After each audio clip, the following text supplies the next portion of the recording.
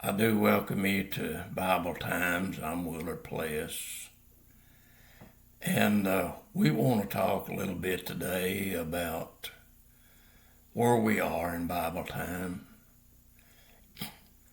What do we understand what's going on and where we're at now here in 2025. And I'm looking at things that's going on and happening, and it seems like the world is beginning to realize that after September the 22nd here in 2025, that there's going to be some big changes in this world. There's going to be some big changes with Israel as a nation. We know that Israel is the time clock for the world, that God brought them into the world to work through them to bring the world to an end as we know it now. But we know that there's going to be a seventh millennium when Jesus comes and takes down the beast and the false prophet and sends them to the fire and takes the ones that have followed and received the mark and send them to the fire as well. And we can understand what the Bible is talking about. But the timing is what we want to look at. We know that the Bible definitely teaches us that we can know the timing and know the season, but we can't know the day or the hour. And I believe people are beginning to see that things are going to change, that we're at the end of the world as we know it now is about to come to a close. And I was thinking this morning, I know the Bible talks about that Israel, that the Gentile world will control more or less Israel, Jerusalem, until the end time, to the time of the end, and that part would end. And we're understanding that after September the 22nd here in 2025, which will come about next week, that we understand that the Gentile control of Jerusalem is going to begin to fade away. That we know that Israel, Jerusalem, and all was conquered by the beast when he came forward in 2017. And we know that America has become the new Babylon. And this started coming after 2000, the year of 2000. And we've talked about a lot of things here, and you can understand the timing. It's like the 100-year generation for Jerusalem, for Israel.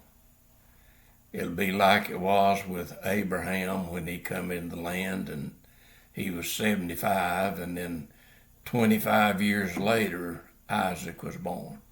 And that was a type of Jesus' first coming. And then when Jacob went into the land of Haran, he was 75. And when he came back to Bethel, he was 99 years old. And see, this is the 100-year generation for Israel. And we're in that same time frame now.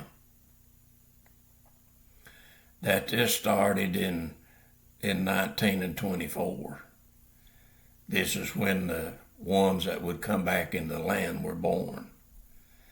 So the new birth for Israel began in 1924 for those that would return in the land.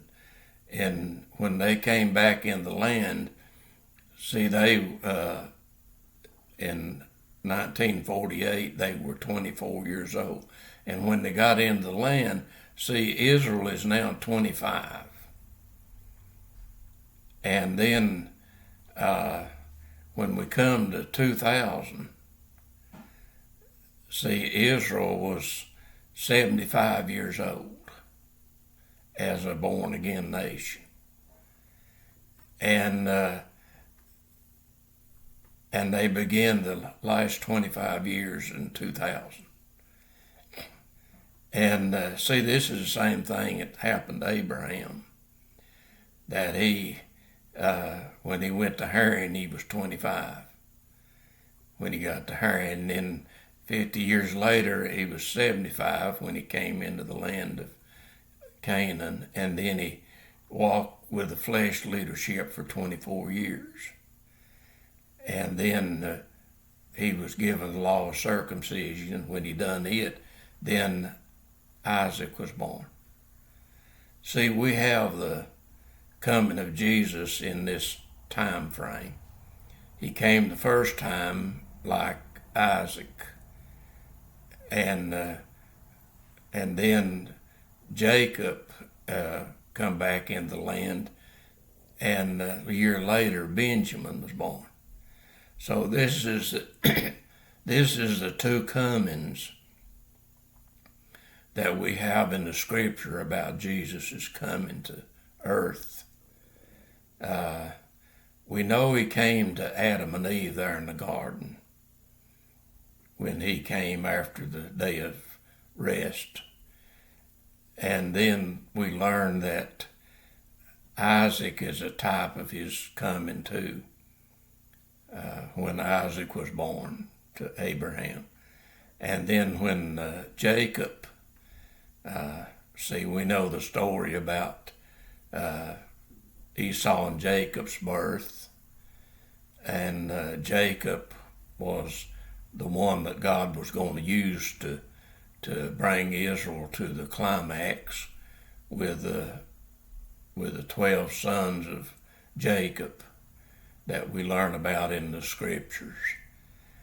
And see, this is here again. When Israel came back in 1948, they were 25 years old when they got back into the land. They were 25. And then when we come to 2000, see, they were 75 years old. And then you add 25 years to that. And that's what we've been in since 2000. And see, during this 25 years that Babylon came back to power, and it came through America. See, we realized that the Twin Towers were taken down, and then the New World Trade Center opened, and then in 2016 the beast came forward, and in 2017, of course, that was Israel's 69th year of being back. And see, we're in this time frame.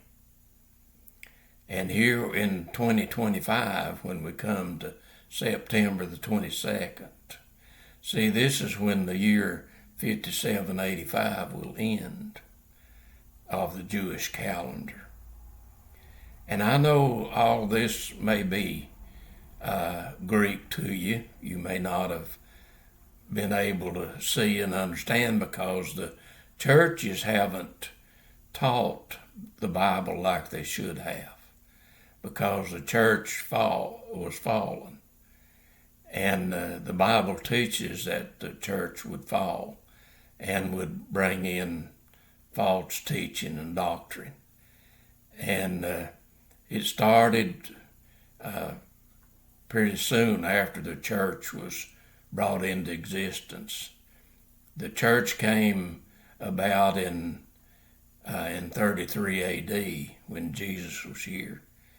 And Matthew chapter 16 gives us that. And he told the disciples, he said, I'm giving you the keys. So if you bind up things, it'll be bound in heaven. If you loosen it, it'll be loosed in heaven. But see, the church started binding up the truth and started bringing in things that was not true. We learn in Revelation chapter 2 and 3 that how the church had fallen. And Satan got in the church soon, and then the doctrine of Balaam, then the doctrine of Jezebel, the doctrine of the Nicolaitans, which is the priesthood, and the church is fallen. When we come to 2000, see, this is when things changed with Israel for the 24 years. And this is what the Apostle John saw when he was called to heaven and given the book of Revelation to bring about. And I don't know if you are able to understand all of this or not. And I've said time and time again, if you want to understand what the Bible is doing and what the Bible is saying, is walk with Jesus. And he can give you understanding. See, he'll be in you. And he understands things. And you will too. He will give you understanding if you walk with him. You'll begin to understand what's really and truly going on in this world. And this world's going to come to a close here as we get into 2026. See, the Bible calendar takes us from April to April. That's the month of Nisan to the month of Nisan. And but see, the Jewish calendar, they got it set on in the month of Tishrei that they start a new year. And it has all to play here.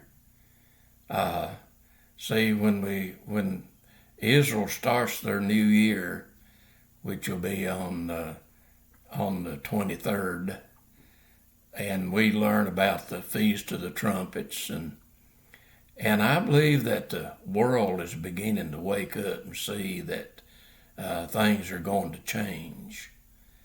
And I hope that people do wake up.